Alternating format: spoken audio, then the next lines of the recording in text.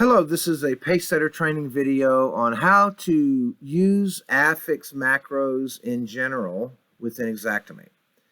So one of the advantages of using macros is that it's much more efficient and faster. You can write estimates quite a bit faster.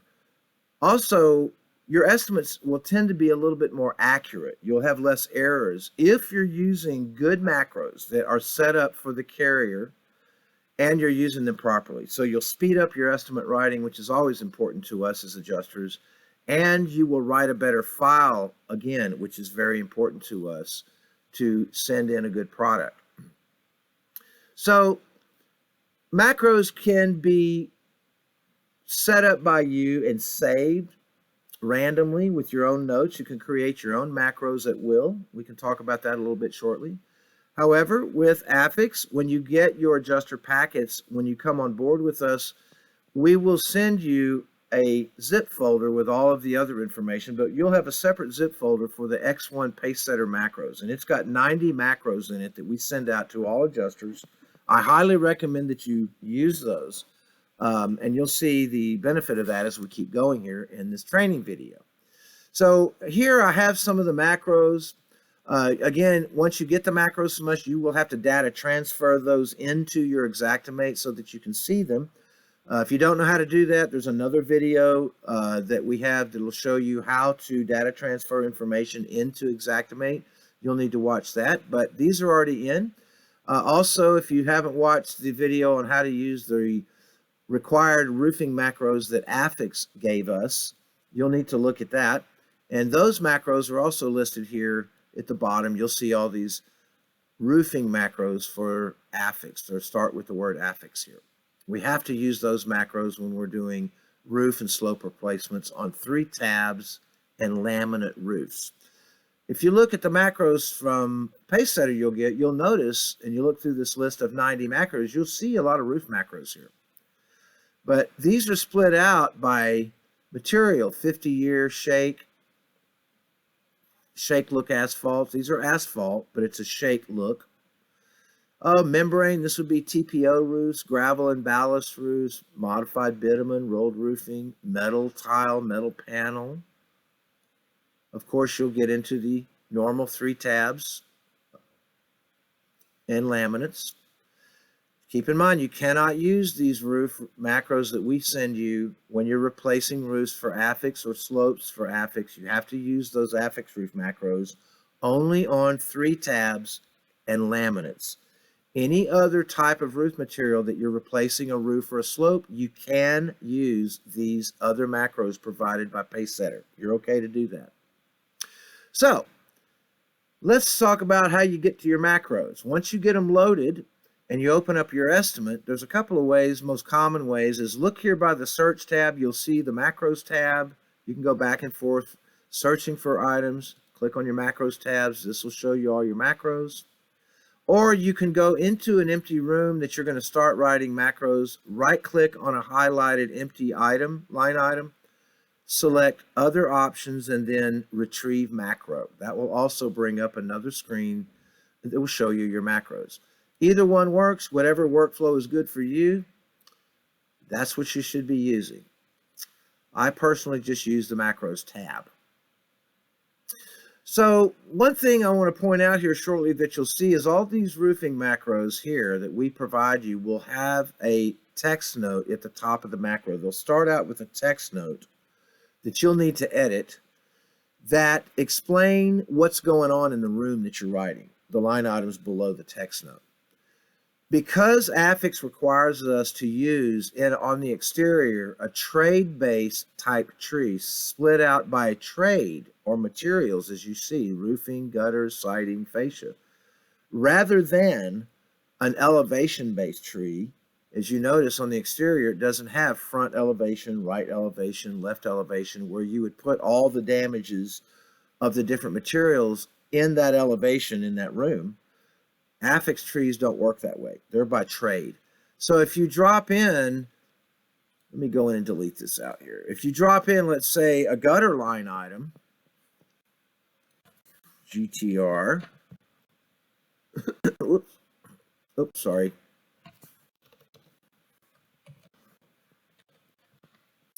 And let's say you scope the property and you've got damage on two sides of the house, front and back gutters and downspouts, and all the gutters and downspouts add up to 180.5 feet. And that line item is the only thing in that room, in the gutter and downspout room. How does the insured or their contractor know what side of the house the gutters that are damaged that you're paying for are located on? And what are the measurements? Which ones? They don't. That's why we have a text note, an F9 note that explains that. So let's try that. We'll drop that in here. We'll stay in the gutter and downspout room. Let's go down in alphabetical order. You can also look, it's highly advisable to look in the description area. The macros are listed the way we set them up. They're by alphabetical order. So if you need gutters and downspouts, go to G's. There they are, gutter screens and gutters and downspouts. But you can also look under the description, and it'll tell you a little bit more about what's in the macro. In this case, it's repairing, replacing, and painting gutters and downspouts. All those line items will be included in this macro. So that's the one we want. So let's drop it down. And let's say, for instance, that in your scope, you found damage to gutters and downspouts only on the front and the back. And on the front, you found 60 feet of downspout, or rather 60 feet of gutter you're going to pay for, 20 feet of downspout on the front, and on the back, you have 75 feet of gutter and 10 feet of downspout. So if you look at the macro that we dropped in, and by the way, we double-clicked on the macro, that drops it in, or you can single-click and highlight and then select the Run button. Either way, that drops all the line items in the macro in the room. So you'll notice in this gutter macro, we have a text note, a line item, a text note, a line item, a text note, and a line item. We can see that these text notes, without opening them, are a little bit different because this text note has the word repairs, this one has replace, and this one has painting, and then the associated line item right below it. So let's just say that we're going to replace these gutters and downspouts we just mentioned. We're not going to paint them. We're not going to repair anything. So in that case, what you always do first when you drop a macro in is delete out the line items that you do not need for this claim. So we're going to hold our control key down here and click the first two and the last two. We don't need those line items for this estimate. Delete.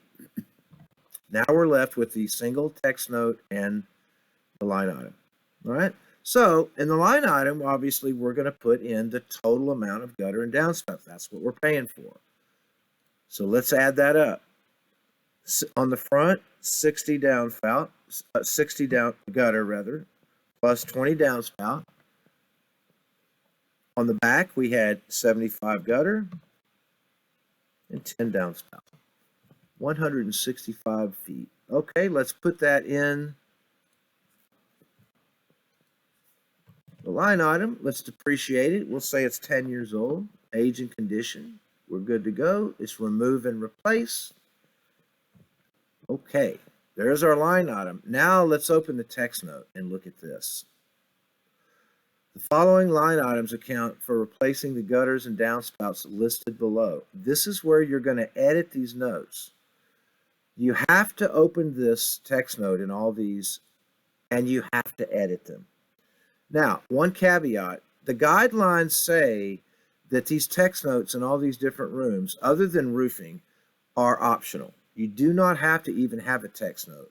However, we want the adjuster to use these text notes because it makes for a better estimate and it tells the insured and their contractors what's going on. Now, again, they are not required. A file reviewer might kick a file back and tell you that you have to put these text notes in, or if you have them in, that they're not supposed to be in there.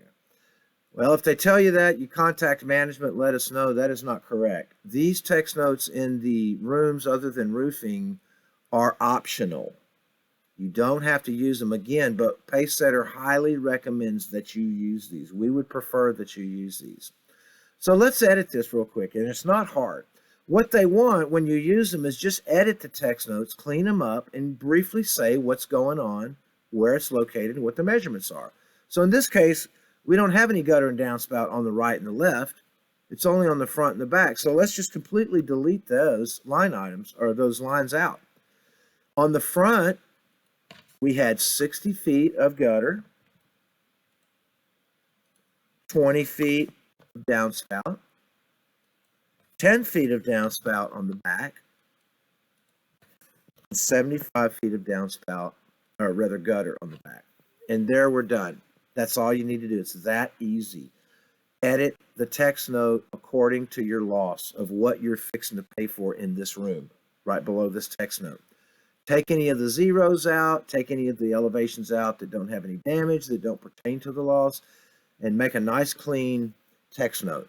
What's good about these macros that have the text note is you'll see as you open more and explore these, they already have all the language in here for you. They're placeholders. All you do is have to delete things and edit them briefly according to your loss, and you're done. So now, close, and we are finished with that. Again, if you needed to do that into another room, let's say you had window screens on the dwelling. Okay, if you have damage to the frames of the window screen, we can replace the entire screen. These are under the AFIX guidelines. If the damage is only to the fabric and we can't document any damage to the frame around the fabric, we're only going to rescreen those. So let's say that's the case. Let's say we had a little bit of damage to some screens on a couple of sides, the front and the right, and we had a couple of different size, window screens, and then we also had, say, on the front, maybe another side, some damage only to the fabric. So we're going to replace some screens in full, and we're going to just repair the fabric and others. Let's do that real quick. We would use 2 separate macros for that. We're in the screens room, under the house exterior. So let's go to S's for screens. And we have screens repair. Remember, we're going to use that for the repairing the fabric. Screens replace, we'll use that to replace some of those screens. And then you'll also see screens, rescreen, enclosure. This macro is here we have designed to use if you're doing screens for patios that are screened in, full enclosures, screened in porches, things like that that aren't window screens. That's the macro you're going to use for that. So in this case, we'll start with replacing. So we'll double click on the replace the screens.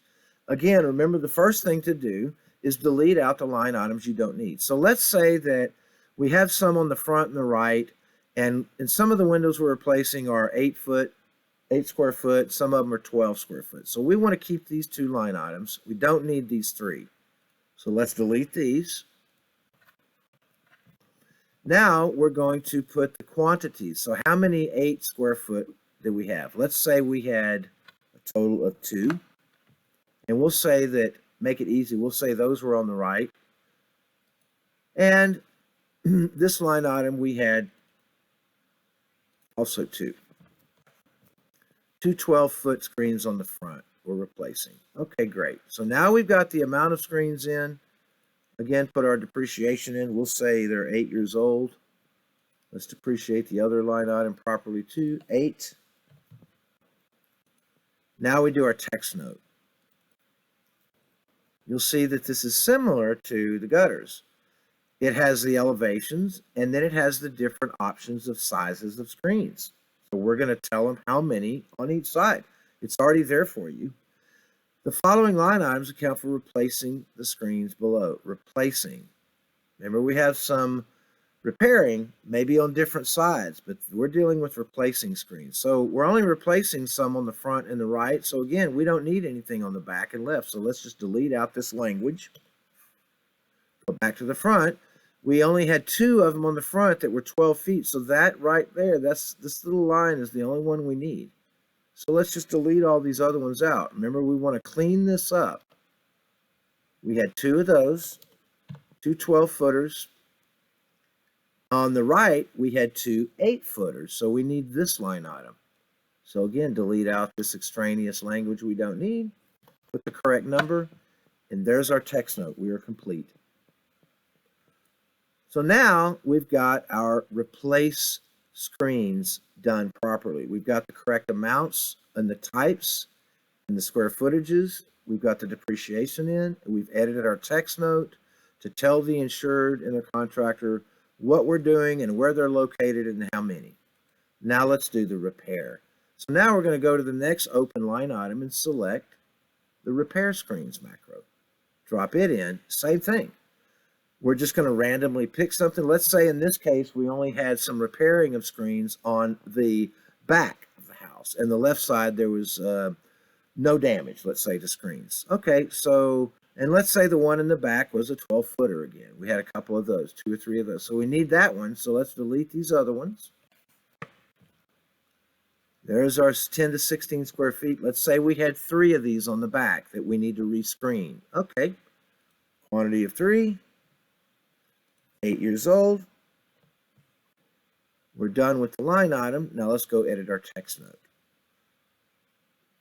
We're only dealing with the back, so let's delete out all the information on the other elevations.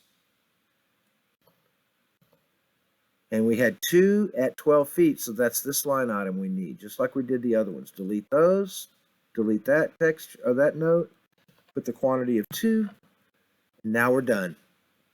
The following line item accounts for repairing the window screens listed below. On the back, 2 of them, 10 to 16 square foot. And that lines up with our, oops, I'm sorry, my mistake. It's 3. We want this has to line up with our actual line items. So we're good to go.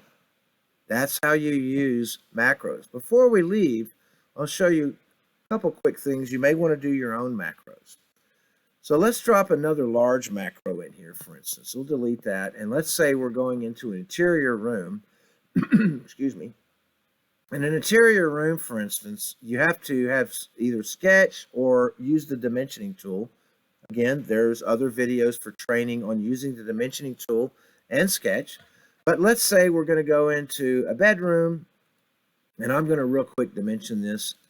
You don't need to follow this. I'm just going to put some numbers in. We'll say it's a 12 by 12 with an 8-foot ceiling. We won't put any missing walls in. We're good to go. So now we're dimensioned. So let's drop our interior room macro. You'll notice under the eyes we have interior rooms. So repair, replace in interior rooms, or interior rooms framing. This would be framing interior rooms. So let's say it's just maybe some carpet and drywall, maybe some ceiling or something. It's going to be in this macro. This is what we want. So let's drop that in, double click into the bedroom. It'll drop this macro in. This is a particularly large macro. It has a lot of line items in it. Look at all these line items in this interior macro. We're not going to go through all these. You can look at these on your own, but it has all kinds of things that you would find in a room. Contents manipulation, masking things, different types of drywall, different types of insulation, plaster, painting. It gets into different types of paneling, ceiling tiles, window blinds, all kinds of stuff, different types of flooring, aprons, excuse me, doors, jambs, casing, paint, stain, baseboards, all kinds of stuff. This is the way this macro is set up. But let's say that you wanted to set up your own macro just for drywall.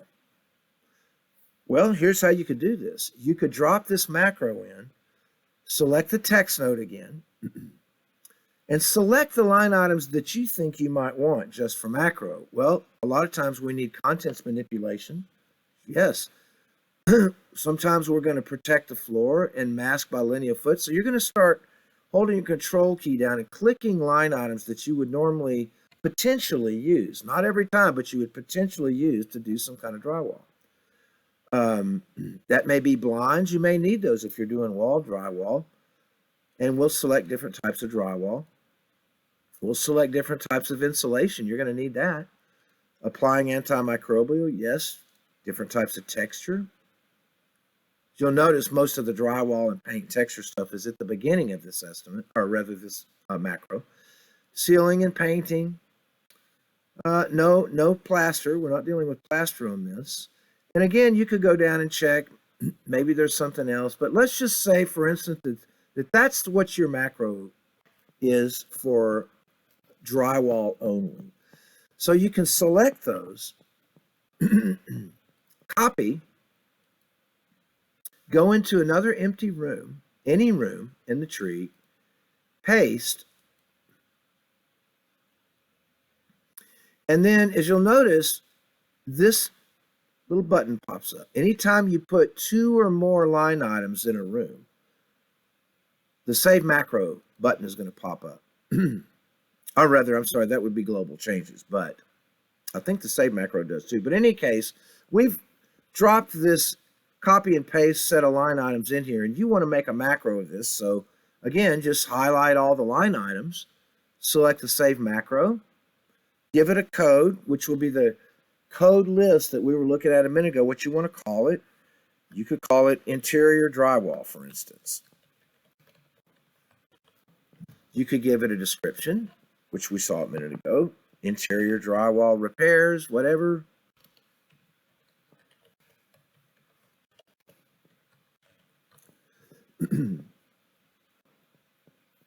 And then you would hit the save button. One thing you do not want to do is select these buttons right here, particularly the save line item customizations. If you're going to save your own macros, a lot of adjusters don't know this, and we've had problems in the past, but if you select this checkbox,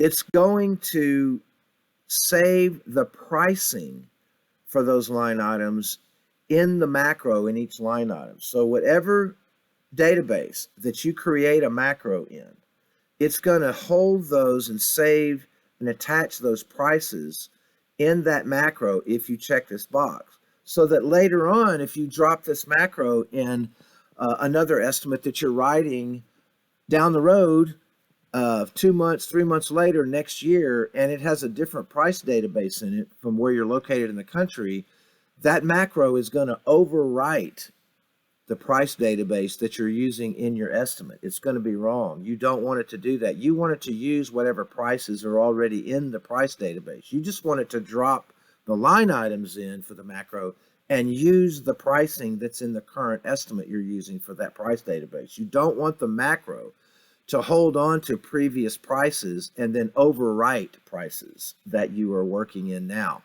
So just make sure that if you create macros on your own, don't check this box. If you do have internal notes attached to an item, certainly you can do that. That's not a problem. In this case, we're not worried about that. We don't have attached notes. We do have a note, but it's not attached. It's a separate line item. So let's say, okay, we call this interior drywall. And now, if we go up and look in the eyes, we see the macro that we just made. And now you have that macro that you can use at any time. All right, that concludes this training video on general use of macros. As always, if you have questions on this or anything else when running affix claims, please refer to your support documentation. If you can't find an answer in that, contact management and we'll be happy to help. Hope you have a great day. We'll see you in the next video.